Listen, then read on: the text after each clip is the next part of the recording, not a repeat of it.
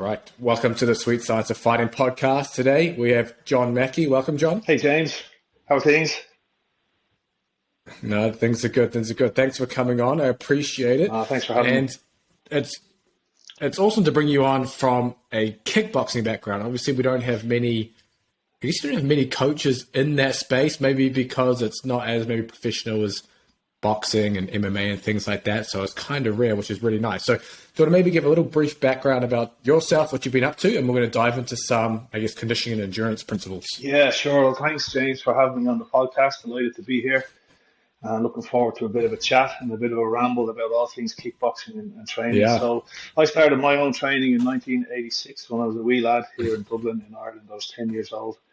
Got involved with Taekwondo initially and quickly kind of transferred over into kickboxing over the years and did kind of a hybrid style of training between Taekwondo and kickboxing. I've been coaching within kickboxing now for nearly 20 years and it must be nearly 12 of those coaching with the national team. So I'm currently coaching the senior national team within Kickboxing Ireland here, which is the national governing body for the sport. So working with elite amateur athletes for the last lot of years and enjoying that. I'm just come out of a master's degree. Well, it's a couple of years now. I feel like I've still just come out of it in coaching and performance science, which I spent most of that down the rabbit hole of endurance, the science of endurance. So the premise for me going down that particular avenue was to try and understand a little bit more about how I could be more proficient with training combat sport athletes. And I found pretty early on in the masters actually that if you wanted to really understand the science of endurance and what's happening at a systemic and a peripheral level, you had to look into the world of endurance sports where there's decades and decades of really solid evidence in relation to endurance adaptations and that.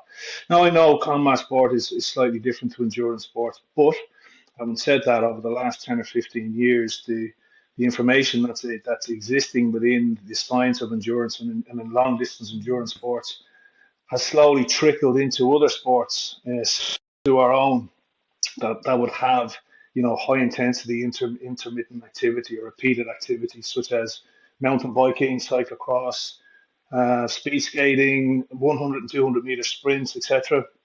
So the fundamental science of endurance and the adaptations sought around improving endurance, while fundamentally based in long distance sports, has now leveraged a lot of new activity within other sports similar physiological demands of our own. So I've been down that rabbit hole. I keep coming up every now and again for air. We managed to publish a paper in 2021 which was focused on some of the physiological thresholds relating to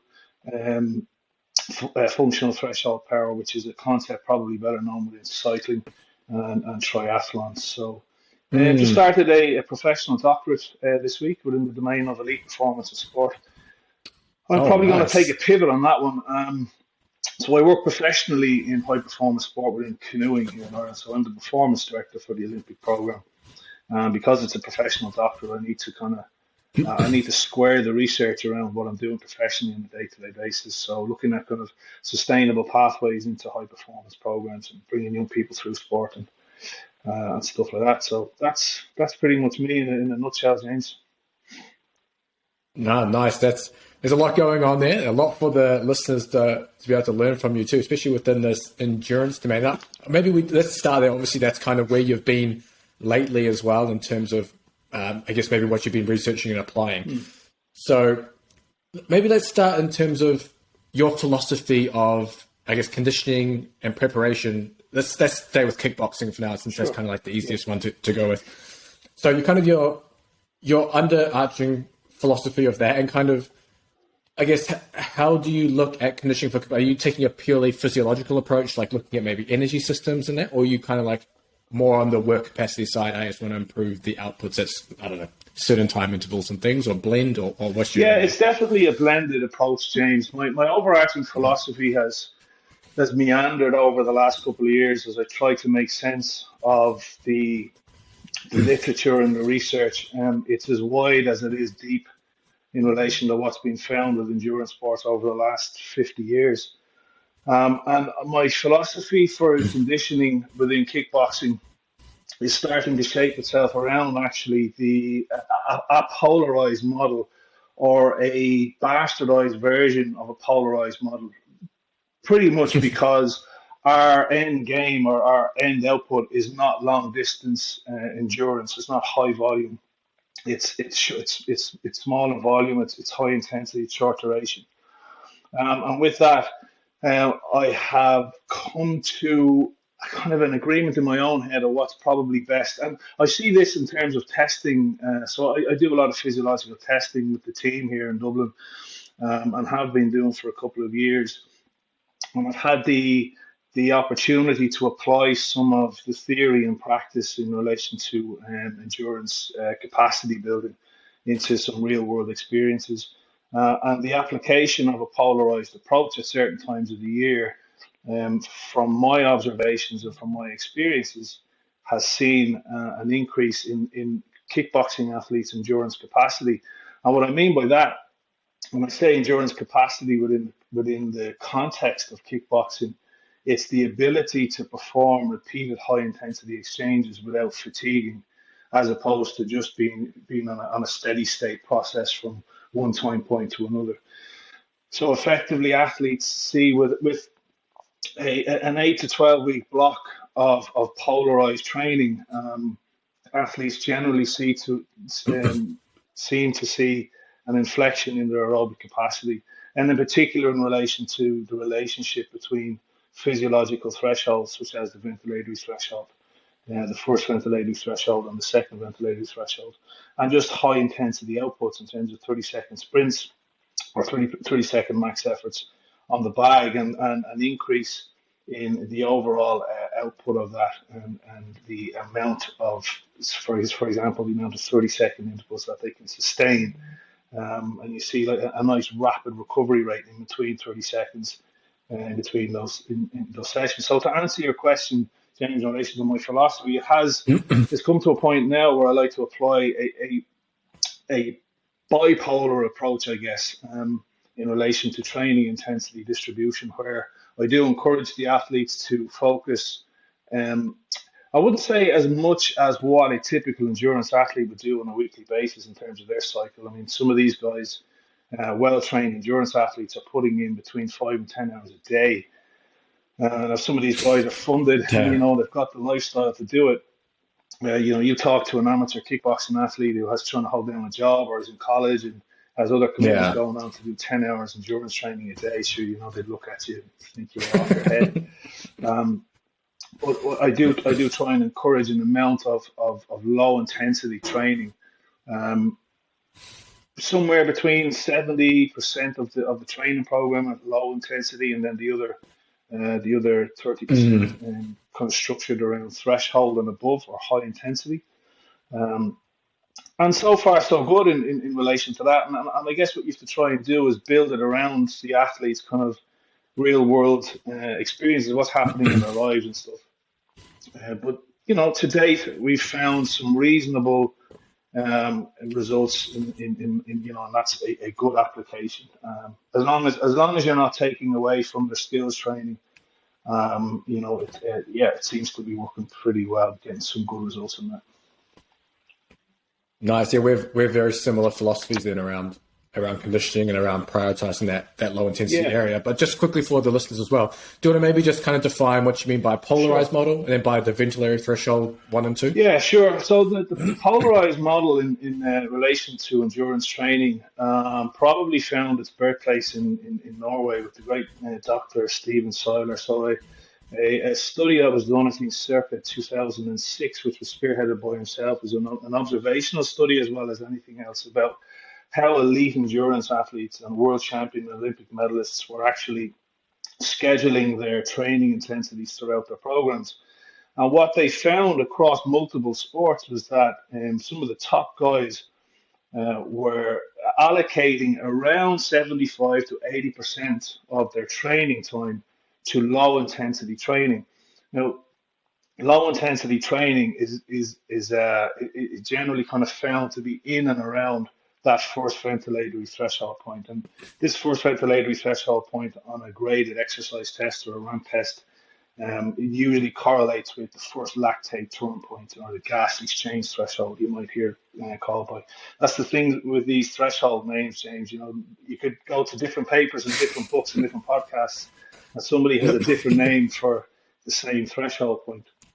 So the identification of the ventilatory threshold, the first VT1, is kind of that area within the intensity continuum that is said to be at low intensities. Essentially, just before lactate starts to spill out of the cells and into the blood. So just below that, the athlete is said to be at producing ATP purely aerobically. So, is there a way to know if you're at that point without a test? There are some reasonably validated field tests. I guess one of the most common ones is the talk test or nasal breathing. So if you're, for example, if you decide to do some training, some low intensity training, and one of the modalities that you use is jogging, well, then you should be able to jog relatively comfortably and able to have a conversation with somebody if you're out with them. If you're not with them, you should be able to comfortably complete the run nasal breathing. So I guess it's that point that there's a change in minute ventilation when you cross over that threshold because of a slight increase in lactate. And of course, with lactate comes, the pesky hydrogen ions that come with that. Yeah, the other problems. And it's the increase in ventilation as we try to buffer these ions and get rid of them that suggests we've just crossed over or we've just moved through some sort of physiological phenomenon. So just below that or at that is the first ventilatory threshold or the first lactate threshold. High-end elite endurance athletes were found to spend nearly 80% of their time training at this particular intensity, with the other 15 to 20% found at the other end of the intensity spectrum, which is at the second threshold or above that. So the intensity continuum is broken down into 4 intensity domains: low, moderate, heavy, and severe.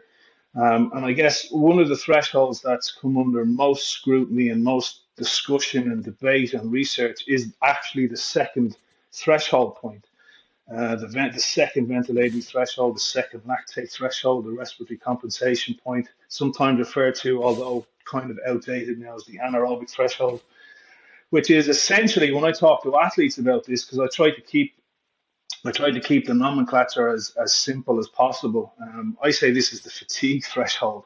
This is the gateway into unsustainability, where you can't sustain high power outputs for too long without having to slow down or take a break or come back down below that threshold, recover and go again.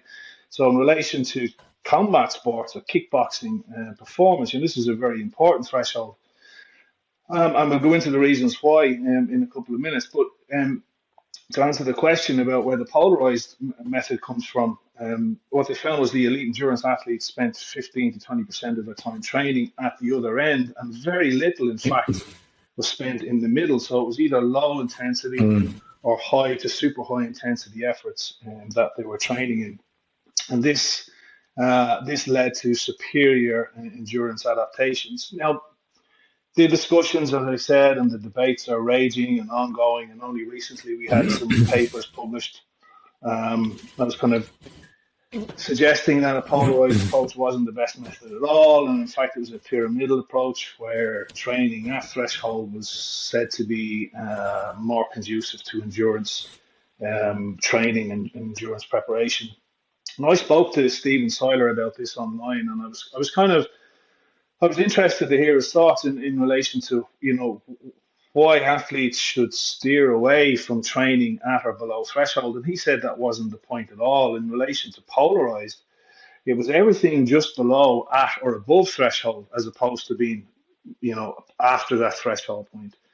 So he said, as long as you're accounting the time spent at that second threshold point and categorizing as high intensity, well, then it's effectively a polarized approach. But essentially, those athletes spend very little time in the moderate domain. So where this kind of, I think it's been termed sometimes as no man's land, or, the athlete being in kind of moderato, just kind of in between these two physiological threshold points. So there's things that can be learned from that.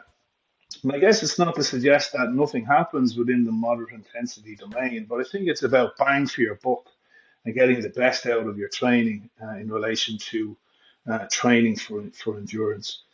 That polarized approach is essentially built around those two physiological threshold points. So hence the reason why, as a combat athlete or as any athlete in a sport that has an element of endurance to it, should really understand where they are within their own physiological makeup. No, that makes sense. That's I guess that whole polarized model, high-low model. I guess another term you can use for it that maybe some listeners might understand from reading Street Science of Fighting as well. Yes. But I guess the question becomes then, a polarized model, you're focusing on the low intensity end of the spectrum and the high intensity end of the spectrum. The technical training itself, do you believe that covers enough of the low intensity side to not have to do as much on this? Or do you always need to just top up on the low intensity work because you need that? It depends. It's a great question, James. And it really depends. And it depends on the athlete that you're working with. So from my experiences, athletes who tend to be very well conditioned, when they do their skills work, their bag work, their pad work, and even during their simulated sparring work, tend to always push towards the higher intensities because it's easier for them to do that. They're quite efficient. They get a good response to that type of training. Athletes less conditioned tend to be a little bit lazier, and only because they can't push as hard, and they do end up kind of hanging around between those two threshold points. But it's never really low enough to say it's a low intensity training session. Gotcha. It's never low enough. I've never witnessed, and I've taken so many heart rate monitor readings and lactate readings and RPE readings from athletes just training, just bag work and pad work and simulated sparring. And it's never down around that first threshold point. It's always either in the middle or with the more conditioned guys who are happy to push themselves on, will float towards 80-85% max heart rate because they're working hard and they're working efficiently. So yeah, I take an individual approach when I'm working with athletes, and it's not just about running them through a test and then saying, oh, here, spend 80% of your time training down here and the other 20 doing this. But I do try to get in with them and try and monitor what's happening within the skills training classes and where they tend to hover in terms of their output and that, and then try and build something around that. So yeah, it's important to understand that, because at the same time, you don't want to be overwhelming the system with a lot of intensity if they're already kind of at that. And that's important when you are dealing with conditioned athletes who train hard and they're spending extra time at that second threshold. So they're training high intensity a lot more than what they probably think they are. So if you've got an athlete who does that, so they're on the pads, they're on the bike, they're doing the skills training, and they're pushing 85% max heart rate, and then you come along and stick a lot of high intensity training on top of that for 2 or 3 times a week, well, then you may have doubled what they're doing from a high intensity workload perspective. And of course, what comes with that is risk of overreaching and pushing them into that kind of overtraining state, and all of the negative implications of doing too much high intensity training, even though they're conditioned athletes, that can still have a negative effect on them. So you have to take it on an individual basis, James, and just make sure that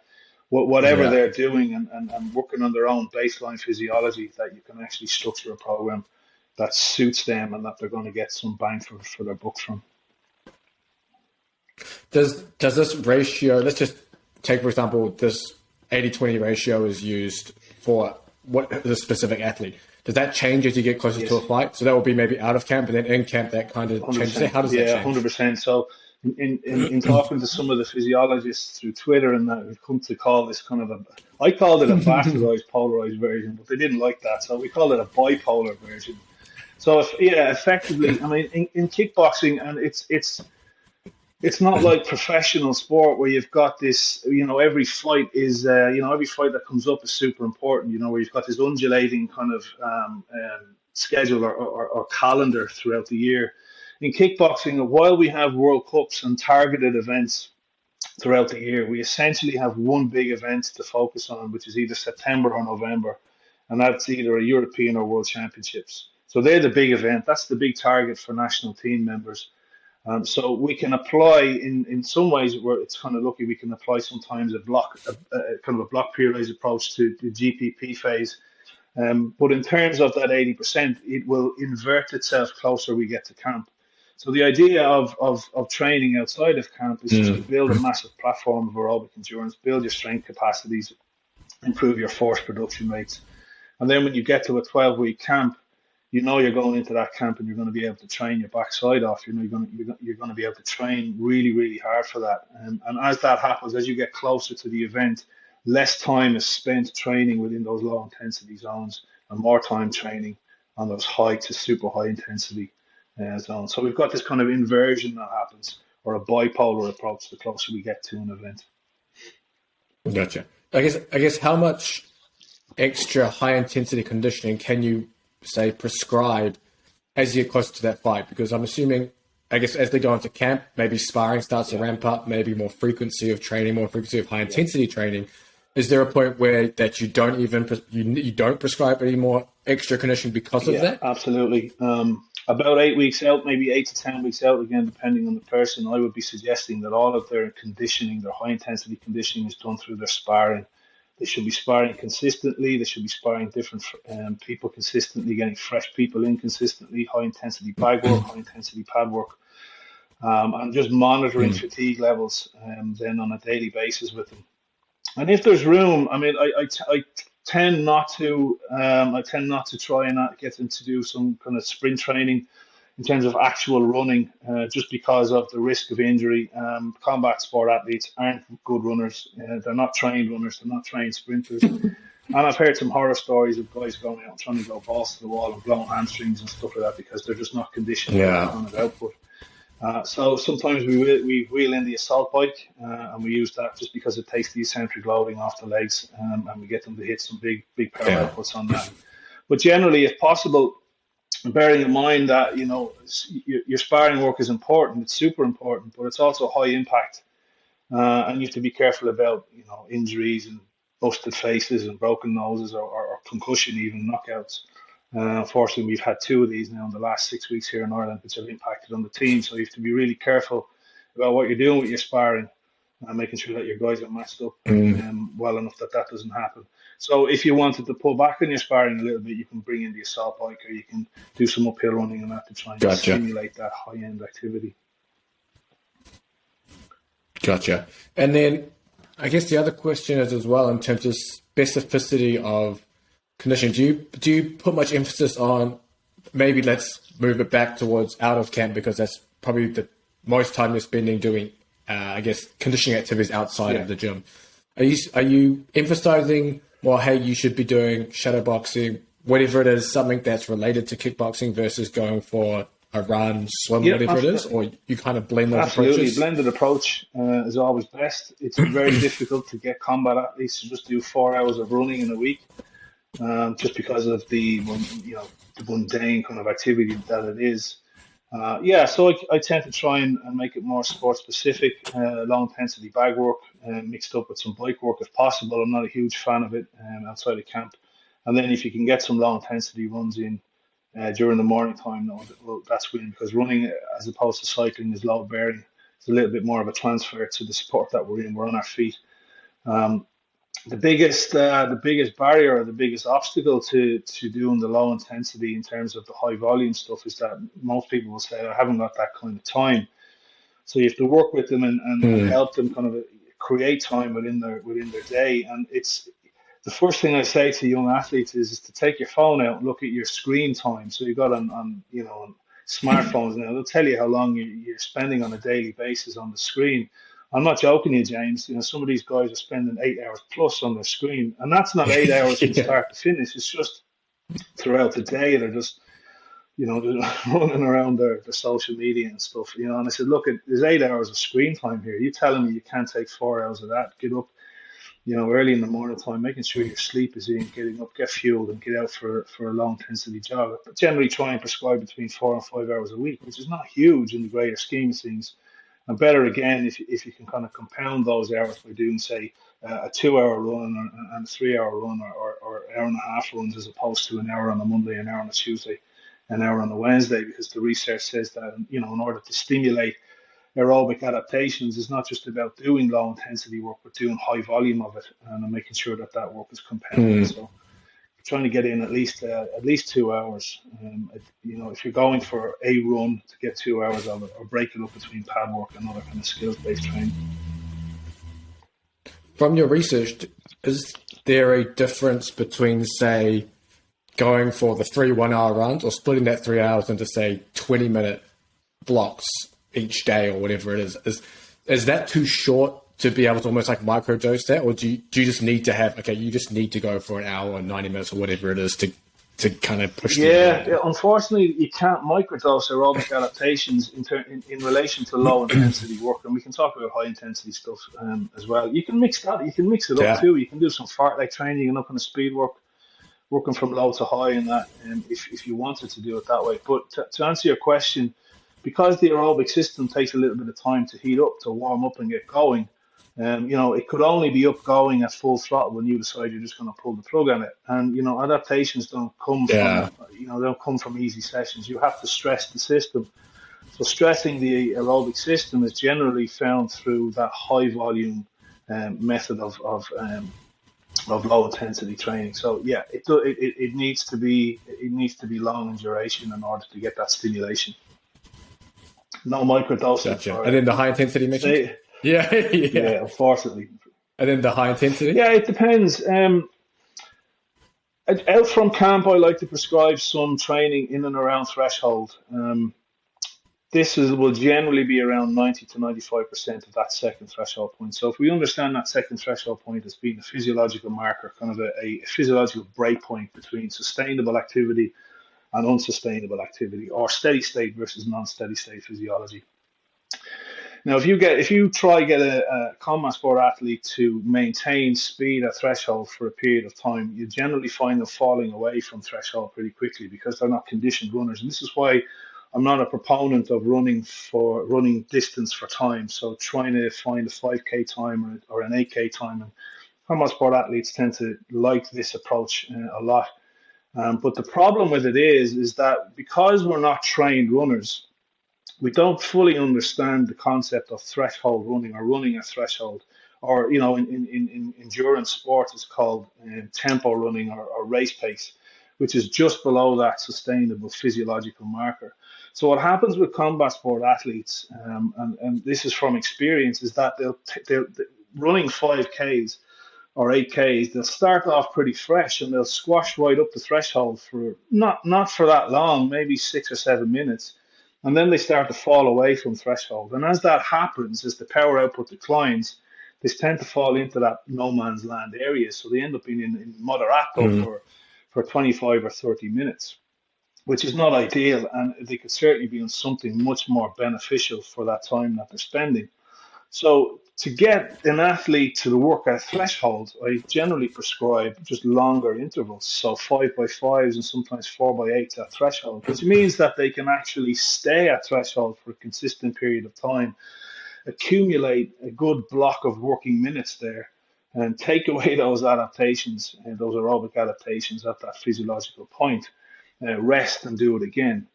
So you're getting these nice injections of high intensity training into a session where they're not falling off threshold, they're not able to sustain their pace, and they generally don't understand that from a running perspective or being a trained runner, how hard it can be to maintain that pace for a considerable amount of time. And this is what happens when you see combat athletes focusing their running on time and distance. Instead, they should be really focusing on intensity and duration for better outcomes, in my opinion.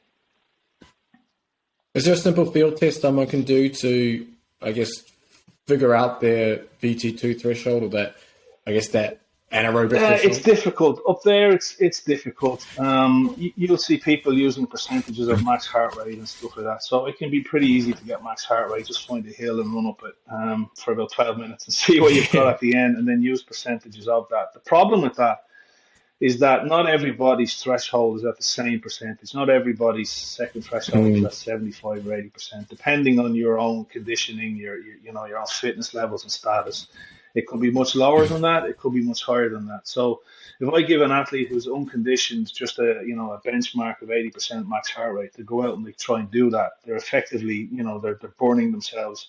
They're burning the candle at both ends, James, to be honest with you. And they're going to be pushing themselves a lot harder than what they should be. Understanding that whatever session that you're doing, whatever session you've got programmed to do, there has to be a focus on it. What's the adaptation that you're chasing? You have to have a specific focus on what are we chasing today? Are we chasing? Are we looking to extend, as Stephen Seiler would say? Are we looking to extend, or are we looking to intensify? And I think that needs to be that needs to be at the forefront of everybody's minds when they're going to do their endurance training or the conditioning training. And in order to do that, in order to have that specific approach, you need to understand where these thresholds lie, and you need to be able to know that you can work in and around them rather than just kind of guessing or using other field measurements to try and get there, because you run the risk of either overtraining that stimulus or undertraining it and just wasting time. Yeah. And by extend or intensify, you mean if you're looking to extend, you're heading the low intensity side, you're looking to intensify your exactly. higher end? 100%. Yeah. 100%. Gotcha. And then, I was going to say that what I get a lot of the time is kind of discussions around why bother with low intensity training when our sport doesn't rely on, it's not a low intensity sport. Why does it matter? And it's, there must be 15 or 20 years worth of research and papers within the literature that shows that high intensity repeatability is effectively built on the aerobic base, and how strong that is, leverages our ability to be explosive multiple times over and over. And there was a great Niels, I can't remember his second name now. He was an endurance skater. He released his training program there recently online after he won the Olympic gold medal. And he made a great quote in his essay. He's going to release his training journal, and he said that with great aerobic power comes great anaerobic responsibility. Playing on that old Spider-Man kind of catchphrase. And he's right. And this guy was doing 7 hours of low intensity training a day, every day except Saturday and Sunday. And one of the outputs that he found from that was that his high end, so his capacity to be explosive and repeatedly explosive while on the skates was massively improved by the time that he spent at low intensity training. So the evidence is quite solid behind that, James. And I think combat sport athletes, regardless of whether they're kickboxers, MMA athletes, or boxers, I think disregard that modality at their own expense, I think.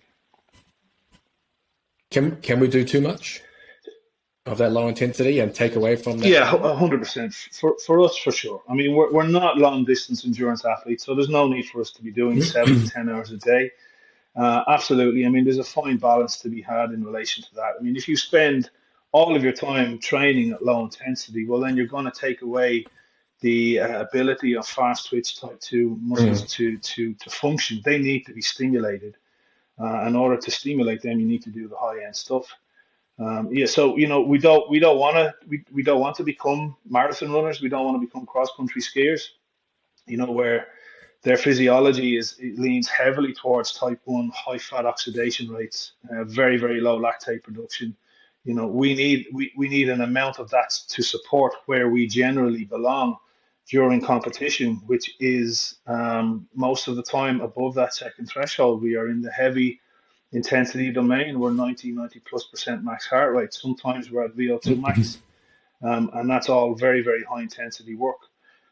But our ability to be there and be there repeatedly is built on a platform of aerobic base building. So it's about getting that fine balance right. And this is why I think physiological testing is so important for athletes, just to get an insight. I'm not saying it's a panacea to all problems in relation to endurance, but it just gives an insight in relation to, well, are we getting the right adaptations here with this program that we've put together for you? Are things starting to slip? Is your high end stuff starting to contract?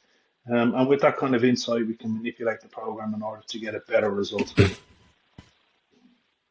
Gotcha. I guess the other, argument for this kind of polarized model as well is how quickly you adapt to the high intensity work and how quickly it may plateau. Do you have any maybe experience or data or anything? Yeah. Kind of, I guess. Yeah. how quickly that may Yeah, occur or absolutely. There's, anything there's like there's that? pretty significant research in relation to the adaptations from high intensity interval training. And what we know from that research is that the response, or the bump that you'll get, is pretty rapid, but it doesn't stay around for too long. So it kind of peaks pretty quickly and then kind of tapers off in about 6 weeks. And this is why we should be very careful with our prescription of high intensity training, because if we just continue to layer it on, well, then the fallout from that is that you just push the athlete off the cliff. So it's like having that glass under the tap. You turn the tap on, and now the glass is overflowing, and none of that is any use to anybody. There are some papers that show an increase in autonomic stress, oxidative stress from too much high intensity training. In trained and untrained people, there's even worse in terms of degradation of PGC1 alpha, which is a master regulator for endurance adaptations and stuff like that. So down regulation of that, and other nasty things that can push a person into overreaching and overtraining, and effectively, we run the risk of making them sick, fatigued, maybe injured. So yeah, you have to be careful, and this is why it's called a prescription, right? You go to your doctor, you get a prescription that you follow. So yeah, it's important that we administer the right doses, in particular for high intensity training. That if we're doing too much too often, we'll peak the athlete too quickly, and then if we expect them to stay there in peak condition while they're still training, maybe 8 weeks out, well then we could run into some issues. I'm not saying that happens all the time, but you certainly could Yeah. run into some issues. So there's always the chance they're doing too much too soon. Gotcha. And then I guess, how do you put this together into a training week? Obviously, you've got the low intensity stuff to touch on, maybe the high intensity stuff on, then you've got all your technical training on top of that. So how does your week look in terms of, I guess, the prescription, I guess, throughout that microcycle? Yeah, and this is the tricky bit. This is what you have to work with guys on, because everybody's circumstances are different. But we do try to get an undulating kind of approach to the weekly program. Generally, I suggest trying to get that low stuff done early in the morning. Try to get it out of the way before the day starts. If that means getting up an hour or two early, as long as the sleep is good, okay. So if they're saying to me I'm in bed at 11:30 every night, I'll say, well, no, let's target 10. Let's target 9:30, 10 at night time. If we're going to be serious about this, and then we're up at maybe 6, half 6 in the morning time, and we'll knock out 2 hours or an hour and a half of low intensity. That leaves them then some time during the day to refuel, rehydrate, recover. Some guys will go get a swim in the afternoon, maybe do a yoga session, and then they'll get their skills training in the evening time. And we'll look at the evening time and see, well, what's on the menu for the evening time? Are we going to be sparring? Are we going to be doing bag work? If so, I suggest you try and push it a little bit harder and try to get into a high intensity zone. So you've got this kind of undulating approach to their training on a daily basis. And that changes and that flips on its head from day to day, as long as you've got your standard approach to training intensity distribution. You won't put power sessions and high intensity sessions back to back. You won't do very high intensity sessions late at night because it interrupts sleep and stuff like that. So you have to work with them in some real world applications and try and build it around their college, their work, their personal life, because they're amateur athletes, they're not pros, and you have to take all of that into consideration. But generally, that's the approach, James. Do you maybe have like an example of someone you're working with now of kind of how their week Yeah, looks? sure. So I'm working currently now with the 60 kilogram world champion, female world champion, Amy Wall. She won the world championships last year. She's a primary school teacher, so her days start early. Oh, wow. Yeah, it starts early, but here in Ireland, primary school teachers can generally finish about 2:30, 3 o'clock in the day. So she'll get up early in the morning time before school, and she's got the treadmill in the house, and she'll knock out a couple of hours on the treadmill. And while she's on the treadmill, she's probably planning her day out in terms of how the day is going to look in the classroom. So she'll get her low intensity runs done early on. We'll meet then during the day, and we'll get some pad sessions done. To give you an example of what we did last week, last Friday, it was a typical day. We met for Friday, did some pad work, some technical work. She's got a fight in Spain this coming weekend. And then we did some high intensity work towards the end of it. So 30-second repeats on the bag, monitoring heart rate and heart rate recovery in between. So that's a typical day, and then intersperse that during the week with some strength training. Well, she's in power training now at the moment, so speed and power. And we keep that minimum dose at this point. So just doing a lot of med ball work, heavy med ball work, and throws and jumps and stuff like that to keep that topped up as well. Nice. Where does the strength training fit in that week? Is it twice a week? in the mornings as well? Is that Twice a week. I generally leave that them to work out where that best fits. Okay. If the high volume work, the low intensity works better in the morning time. It tends to work better in the morning time for a lot of people. But if they've already got a programmed gym session, well, then that's fine. Let that stay where it is, and we'll move the low intensity work around. I tend to keep the strength training simple.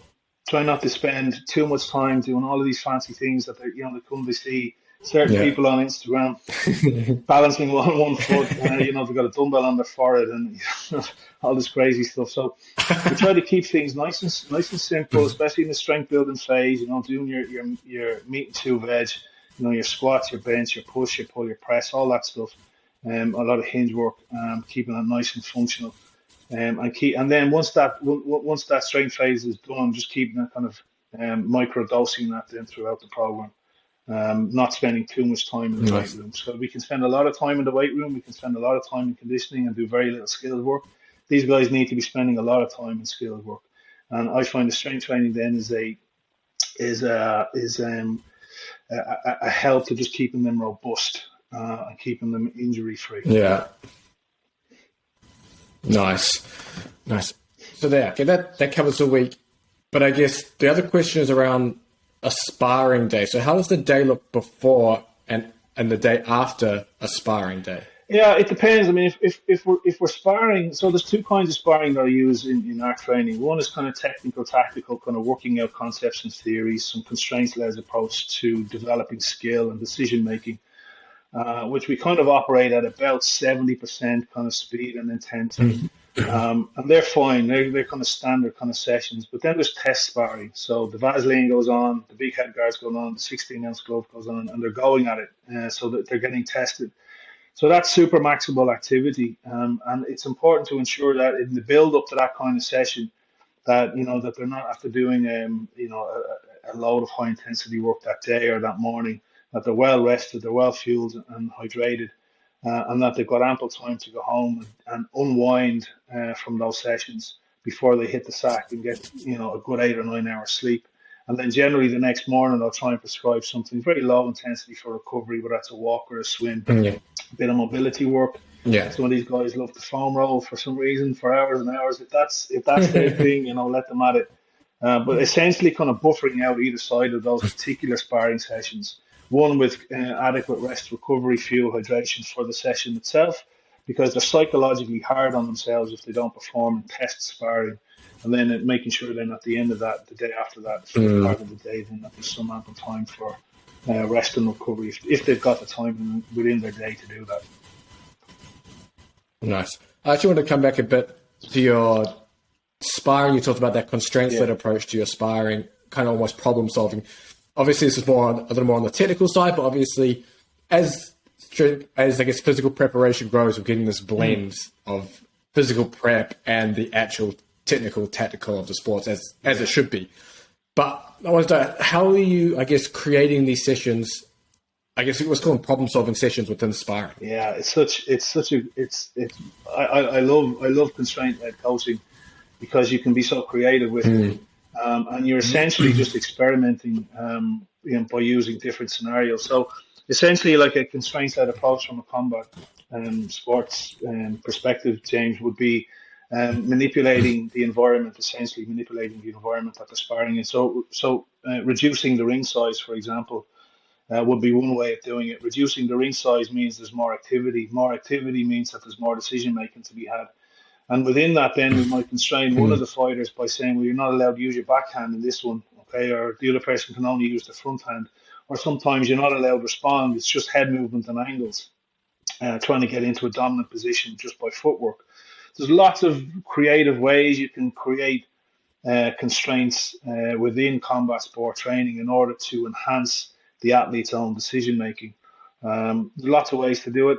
I guess one of the biggest mistakes that coaches make is that they're trying to prescribe a specific outcome by using a constraint. In fact, the use of a constraint is to allow the athlete to find the way out, or what's called those affordances. Okay, so what's in front of them? How can they work out the problem that's in front of them in order to get back into a dominant position or score a shot, or even go for the knockout shot or whatever the outcome might be.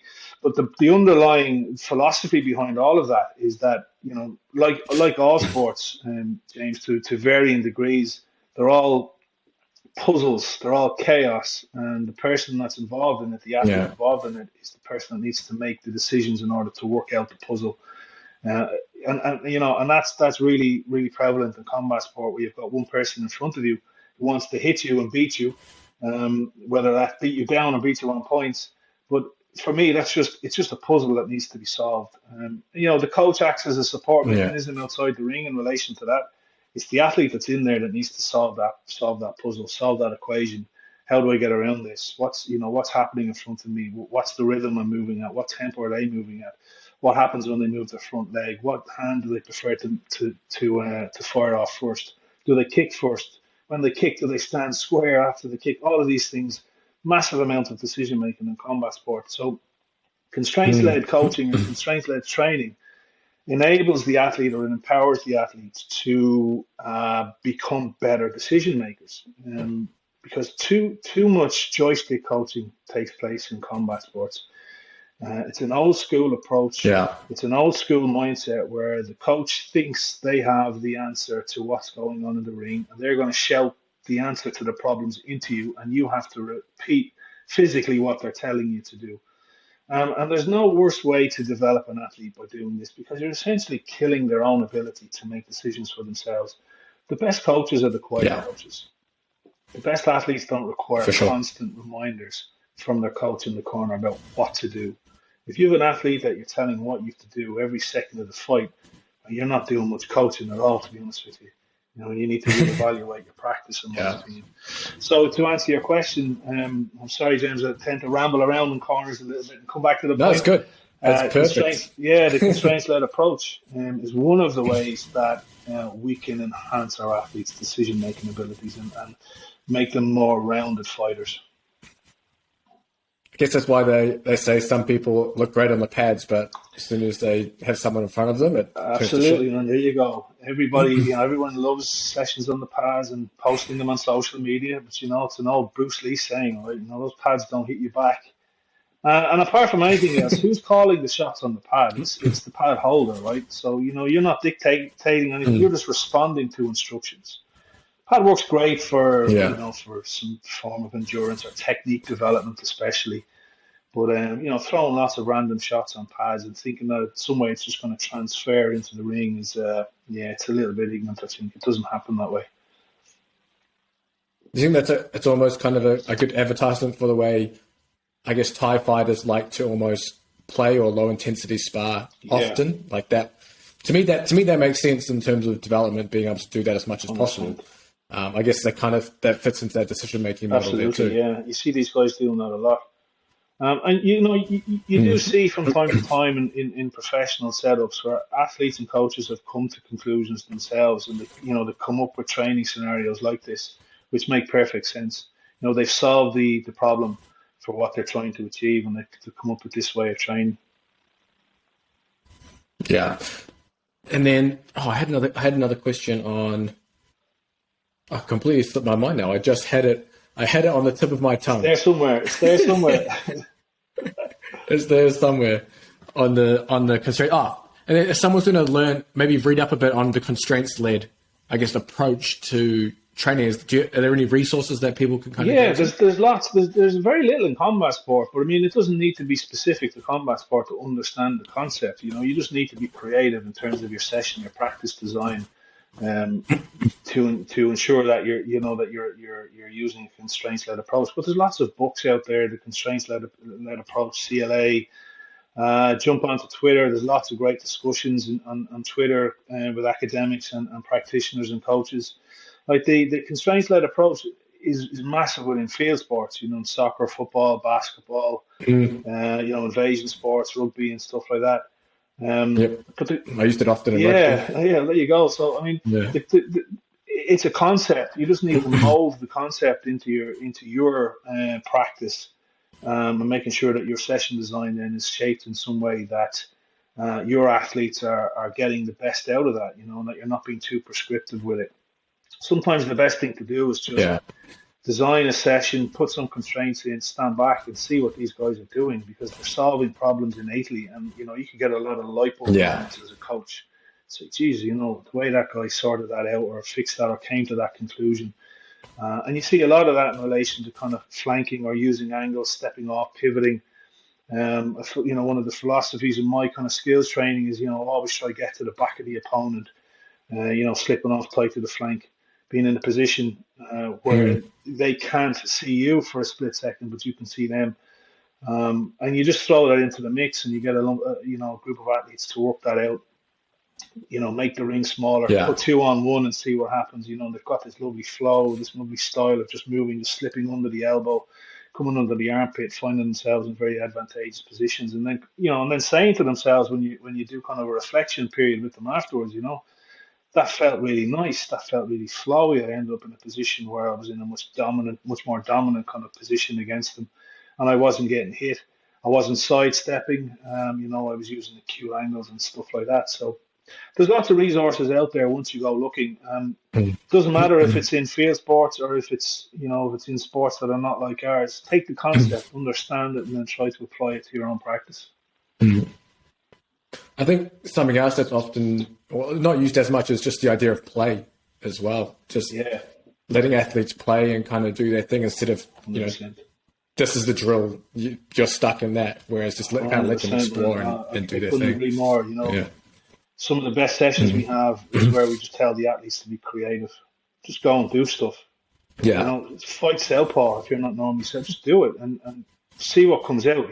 Yeah, exactly. Yeah, throw those spin kicks that you don't normally throw. You throw them well on the pad, but you never throw them well in the ring. Because there's no confidence there behind them. Throw it. To hell with it. See what happens. Be creative. Yeah. Enjoy making mistakes. And that's not something you hear a lot in combat sport environments. It's okay to make mistakes. It's okay to be creative. It's okay to try and find things out for yourself. It's usually very prescriptive. And what you find the coach's kind of theory and philosophy imposed on the fighter. So if they're working on particular techniques, then they refine that the athlete naturally contracts to that kind of narrow viewpoint of the coach, where they might have a much broader sense or a much more developed set of tools that they never get to employ because they've been told to follow a prescriptive kind of approach. So that creative approach for me, I think, is one of the best ways for athletes to tap into things that they're good at. Yeah. They know that they get comfortable with doing. But that can only happen in an environment that allows it to happen, James. Some of these combat sport environments are they've got this toxic masculinity going on. It's all about bravado. And, it's all about not losing, training hard, go hard or go home. All this nonsense, and it's an environment which doesn't allow for creativity. It doesn't allow for mistakes. It doesn't allow for discussion and reflection. I think these are really important concepts within a proper talent development environment. For sure. I want to just to finish this up. I want to bring this back to the conditioning, and I have one more question to you regarding, I guess, the building and developing of new mitochondria. So I've talked to a few different coaches on here about I guess mitochondrial biogenesis or just building new mitochondria within that. And I guess for anyone listening, we're just talking about like the powerhouses of the aerobic energy system. And I've had coaches talk about low intensity work to do this, high intensity work to do this. Is there maybe something you've looked at, used, anything like that maybe kind of runs down the path of, okay, we're creating new mitochondria. This is kind of like almost like the protocol to do it. Can you do it both high and low intensity? Is there one better than the other or anything like that? No, there's definitely not one better than the other. They all, and this is one of the myths around training zones. Training in zone 3 establishes this type of adaptation. Training in zone 4 is a completely different one. Now, training across the intensity spectrum essentially stimulates aerobic adaptations or mitochondrial biogenesis or an increase in mitochondrial respiration. The only difference is that if you're training high intensity, the endurance adaptations are stimulated via a different biochemical pathway through AMPK enzymes, and through low intensity, low to moderate intensity through CAMPK enzymes. So two different pathways, but they essentially meet in the middle. And the same master switch is TWIG, which is that PGC1 alpha protein, which stimulates the anaerobic adaptation, which is mitochondrial biogenesis, the development of more mitochondria, Gotcha. an increase in mitochondrial respiration rates and capacity and stuff like that. The only issue with the high intensity stuff is that what research tells us is that there's a possibility of too much of that stuff tends to undo some of those adaptations, or can certainly peak too early. So you can stimulate those adaptations using either of those modalities. Okay. The plus of low intensity training is that one, you don't accumulate tons of autonomic stress while doing that, which allows the athlete to remain fresh, to remain consistent, to remain injury free. Just to give you a real world example, one athlete that I was working with recently, after a knees analysis with him, he joined an athletics club in order to improve his conditioning for combat sport. But the discipline that he got involved in was 400-meter running. So these guys are running at the extremes, 400 and 800-meter running. So they're running high intensity every training session. And he wasn't conditioned for that. So from evaluation, he was starting to see the effects of training too hard too often. And eventually got him around to thinking about training a little bit more at low intensity, and just parking the high intensity training for the time being and allowing a system to kind of rest and recover. And what he found within 6 weeks, and what he reported to me in 6 weeks, was that, number one, he found that he was sleeping better. He had more energy during the day. He felt fresher during training and felt he was recovering quicker in between rounds. Now, that's not because he did how many weeks of low intensity training, and low intensity training fixed all of that through mitochondrial respiration and biogenesis. It was the fact that he wasn't spending so much time at high intensity sessions all of the time. And in fact, all he was doing was actually allowing his body to recover and adapt. And now he was starting to feel the benefits of how he had been training by feeling that he had more energy during the day, he was sleeping better, et cetera, et cetera. So this is why training intensity distribution is so important. Is that you're targeting the same aerobic adaptations, you're targeting the same endurance capacity in order to be able to do high intensity repeated exchanges, but you have to be sensible in how you're doing that. Understanding that training at low intensities for high duration allows you to remain consistent. It doesn't layer on autonomic fatigue and stress. It allows you to stay fresh, and it allows you to train consistently in a build up to a camp.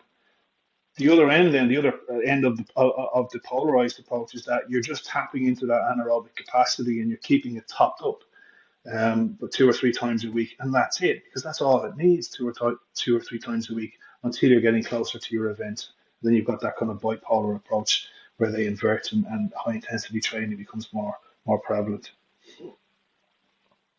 Gotcha, that makes sense. And then obviously within the higher intensity, when you're bumping up the kind of volume in that domain, you're almost kind of looking to be able to tolerate that buildup of lactate there, and obviously the hydrogen ions, everything that kind of comes with it.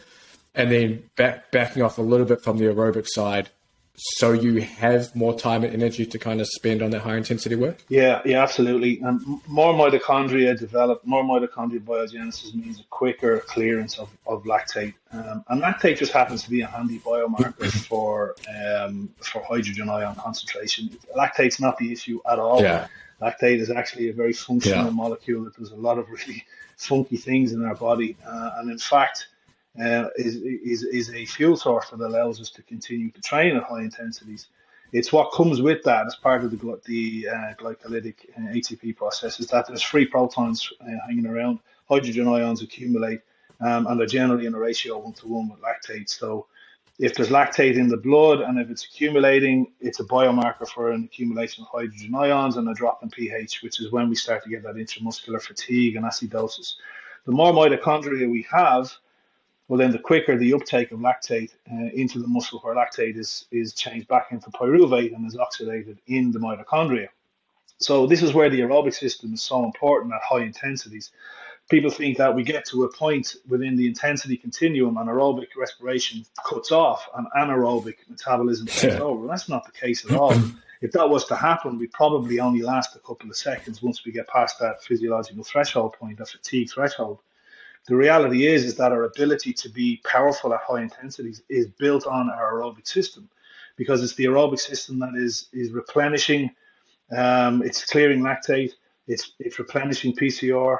It's doing all these funky things that allows us to keep in the zone at high intensity. And without that platform, without that base, our ability to do that will be diminished considerably, and we'll gas out really quick. Is there a point where there's too much? I know we talked about too much high intensity being really fatiguing and a lot of other things there, but is there a point where that acidosis starts to erode mitochondria, I guess, and then starts to reduce our aerobic ability? Is like how much? Well, where's the line? Yeah, there's not. Yeah, I was listening to a podcast there not so long ago.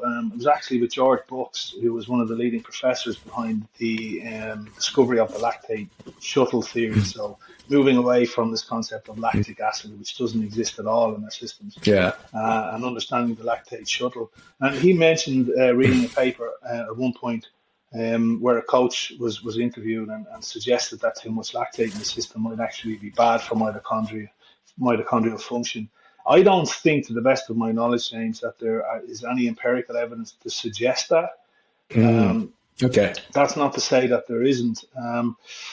Like lactate has so many functions, so many roles in the body. It's produced aerobically. It has an endocrine effect, as well as it's a signaling molecule. It shuts off beta oxidation. It transfers energy to the brain and to the heart. It's a preferred fuel source for the brain. It goes to the liver for gluconeogenesis. There's lots of really positive aspects to lactate, and I've yet to come across a paper myself that says, "Ooh, lactate's not good." That's not to say that maybe in certain capacities it could have issues. I know there's a lot of research around cancer and lactate metabolism around cancer and tumor cells and stuff like that, where lactate seems to be prevalent. But scientists are still trying to get to grips with what lactate's role is around tumors and stuff like that. But to answer your question, I'm not confident to say that there's significant evidence to suggest that lactate is an issue for mitochondria. That's good. That's very good. And I think it was you that posted in the Science for Sport group one time when I posted about lactate pills. Yeah. I think so. Tell me, is that a thing at the moment? Two, do you potentially believe that could be something almost like an endurance? We'll call it a hack, because that's obviously what they're going to call it when they sell it. An endurance hack.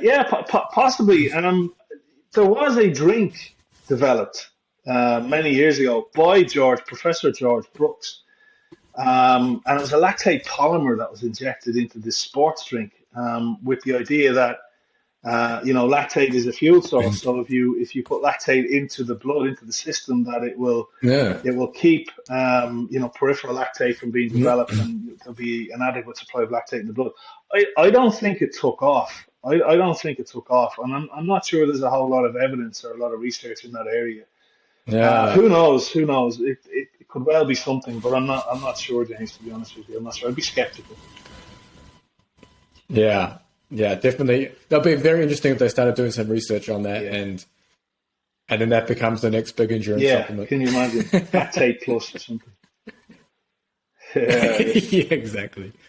Perfect. I think I've asked you pretty much everything on this podcast now, but if there's anything you want to add, you can. But other than that, is there a way people can follow you, find what you're doing, keep up with it? Well, if anyone finds me interesting enough, I hang around Instagram every now and again. I've just started a doctoral degree, so I intend on not being there too often. But I'm John Mackey on Instagram. If anyone wants to jump on and make contact, I'm happy to have discussions around the concept of endurance training with combat sports. I guess it's important to say that, what I've said here in relation to my approach to endurance training in kickboxing, it doesn't mean it's the right way. We're still wondering and still trying to find out what's the right way to apply our conditioning training within combat sports. There's lots and lots of different opinions out there. I'm really looking forward to Andrew Utcher finishing his PhD and making some publications around the work that he's doing. I think that work is going to be seminal, and it's going to fill a knowledge gap in relation to what we know about what's happening at a peripheral level, at a cellular level in combat sport. And I know he's boxing specifically, but I'm sure there'll be a lot that we can take from that into the other striking arts. Yeah. So I'm looking forward to that. But the main point is that look at the science behind endurance training and see if you can make some informed decisions around what you're doing with your own athletes, and take it from there. Awesome. Yeah. If anyone's interested, Andrew Usher was on a few episodes ago. You can listen to that. Yeah, his research is going to be epic. Yeah. Also, Gary Turner's research on concussion or traumatic brain injury. That's going to be, I believe, change the game in that regards as well. I think we can't be ignorant of TBIs anymore in combat sport. Yeah, man, it's that's a scary thing. So, yeah, there's some awesome stuff coming out. Even last week's episode with Carl and Evans, he's got some great stuff coming out in terms of weight cutting. I've had him over with Kickboxing Ireland doing a webinar on weight management and stuff like that. Yeah, he's a mind of information and a good guy too. Yeah, he's a beast. So a lot of good research coming out in the combat sports space, especially since it's a relatively new space in terms of research 100%. As well. So, that's keep it going. Awesome. Keep it going. Thank you for coming. James, a pleasure. Pleasure. Yeah. I hope it was useful. I hope people got something from this. Very. Thanks for having me on. Hey, even I learned a lot from this. Lovely. So perfect. Cheers, thank you very much. Take care of yourself. All the best.